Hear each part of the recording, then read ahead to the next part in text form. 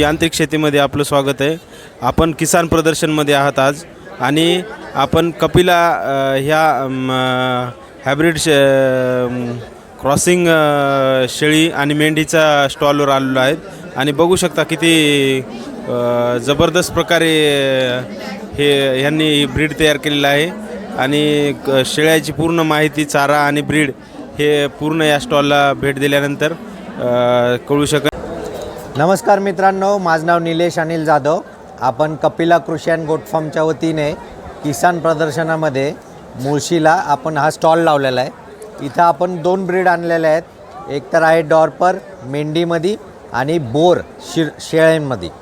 यांचे वैशिष्ट्य असं आहे की यांच्यातमध्ये FCR जास्त भेटतो आपल्याला, म्हणजे फूड कन्व्हर्शन रेशो।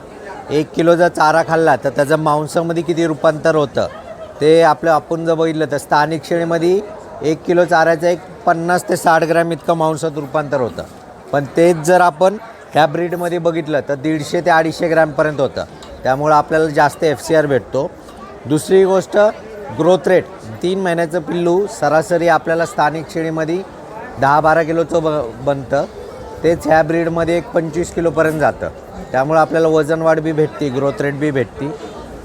दर 6 महिन्याला पिल्लं भेटतात आपल्याला ह्या ब्रीडकडनं आणि सरासरी 2 ते 3 पिल्लं भेटतात। त्यामुळं आपल्याला रेग्युलर पिल्लं भेटतात, जास्त पिल्लं भेटतात, FCR चांगला भेटतो आणि ग्रोथ रेट चांगली भेटते। ह्या 3-4 कारणामुळं ह्या 2 ब्रीड मांस उत्पादनासाठी सगळ्यात बेस्ट आहे। तर ज्याला कोणाला ही माहिती आवडली असेल नक्की तुम्ही चॅनलला सबस्क्राईब करा आणि आवडला असेल तर लाईक करा। थँक्यू।